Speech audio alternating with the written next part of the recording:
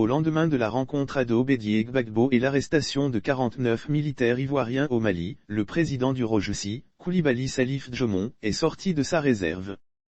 L'actualité politique ivoirienne actuellement dominée par la rencontre entre le président de la République, Alassane Ouattara, et ses deux prédécesseurs, Henri Konan Bédié et Laurent Gbagbo ainsi que l'arrestation de 49 militaires ivoiriens au Mali, cristallise l'attention de tous.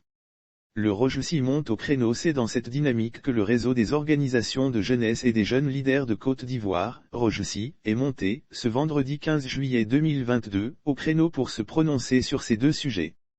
Concernant la rencontre entre les trois leaders politiques, le président du ROJC, Coulibaly Salif Djomon marque déjà sa satisfaction. En effet, il est satisfait de cette rencontre entre le président de la République, Alassane Ouattara, et ses deux prédécesseurs, Henri Konan Bédié et Laurent Gbagbo. Cette rencontre pour nous va décrisper le climat politique et facilitera la réconciliation nationale. Nous encourageons tous les acteurs politiques qui depuis un certain temps ont accepté le dialogue comme arme de combat, a-t-il dit.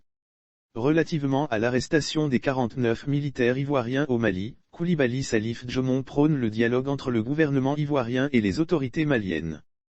Concernant cette crise entre la Côte d'Ivoire et le Mali, nous demandons au gouvernement ivoirien et malien de trouver un dénouement pacifique dans le dialogue car le peuple ivoirien et malien sont deux peuples frères, souligne-t-il. J'ai foi à nos dirigeants qui mettent tout en œuvre pour régler cette situation. Le président du réseau des organisations de jeunesse et des jeunes leaders de Côte d'Ivoire en a profité pour affirmer le soutien de la structure qu'il dirige à l'armée nationale et au ministre de la Défense. Et j'ai foi à nos dirigeants qui mettent tout en œuvre pour régler cette situation. Nous profitons de l'occasion pour affirmer notre soutien à notre armée et à notre ministre de la Défense qui défendent fièrement notre drapeau, a-t-il déclaré.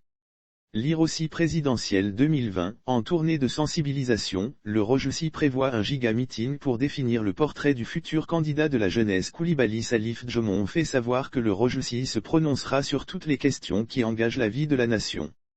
Il demande à la jeunesse ivoirienne de rester à l'écoute. Sauf autorisation de la rédaction ou partenariat préétabli, la reprise des articles de l'infodrome.com, même partielle, est strictement interdite. Tout contrevenant s'expose à des poursuites.